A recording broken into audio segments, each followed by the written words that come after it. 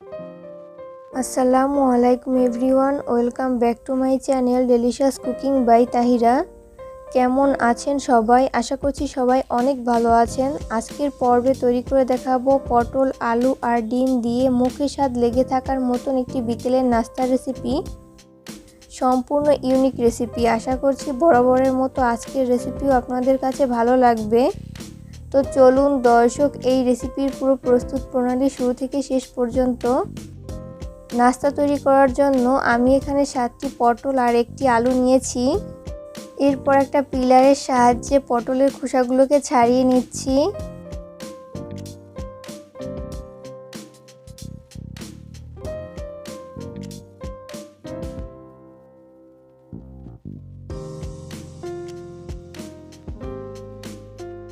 এইভাবে আমি সবগুলো পটলের খোসা ছাড়িয়ে নিয়েছি।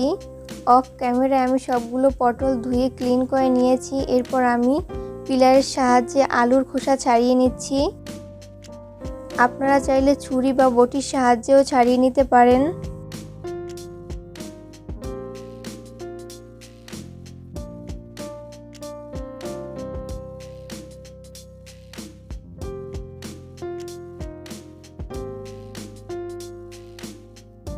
এরপর একটা গ্রেটারের সাহায্যে আলু এইভাবে গ্রেট করে নিচ্ছি।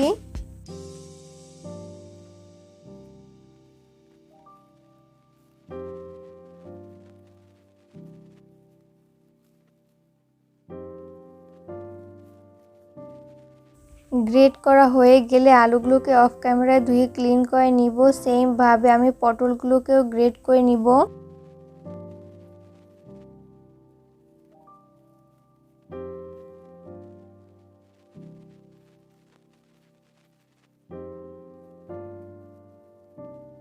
গ্রেট করা হয়ে গেলে আমি একটা বাটিতে তুলে নিব। এরপর ব্যবহার করব আগে থেকে ধুয়ে ক্লিন করে রাখা আলু,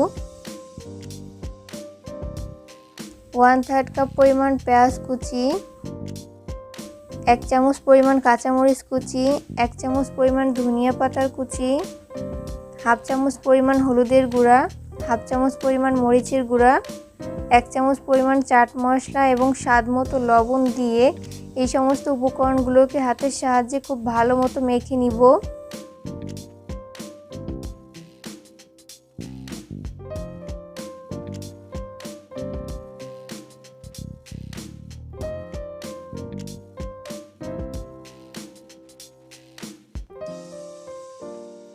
মাখানো হয়ে গেলে ব্যবহার করব রুম টেম্পারেচারে থাকা একটা ডিম। এরপর ব্যবহার করব 1 কাপ পরিমাণ বেসন, অল্প অল্প করে দিব আর মিশিয়ে নিব।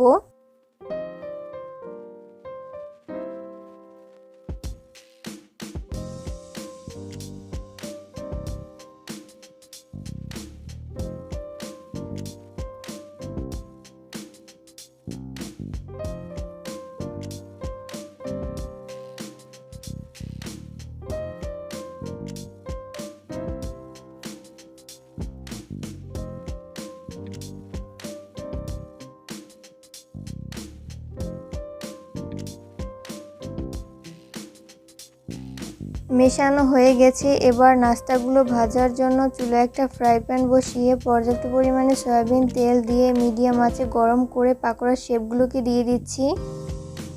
আমি বড় শেপে তৈরি করছি, আপনারা চাইলে ছোট শেপেও তৈরি করে নিতে পারেন।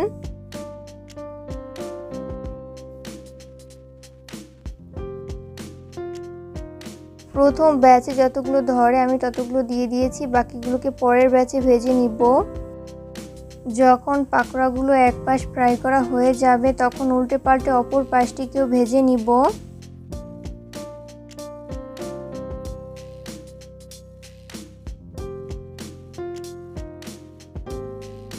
পাকোড়াগুলো ভাজতে ভাজতে যখন দুই পাশ গোল্ডেন ব্রাউন করে ভাজা হয়ে যাবে তখন তেল ঝরিয়ে উঠিয়ে নিব।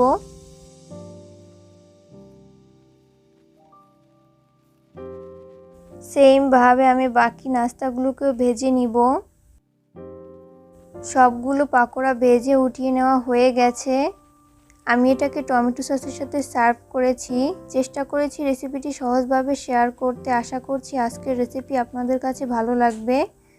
রেসিপি ফলো করে অবশ্যই বাসায় ট্রাই করবেন, দেখবেন পরিবারের ছোট বড় সবাই অনেক বেশি পছন্দ করবে আর অনেক মজা করে খেয়ে নিবে।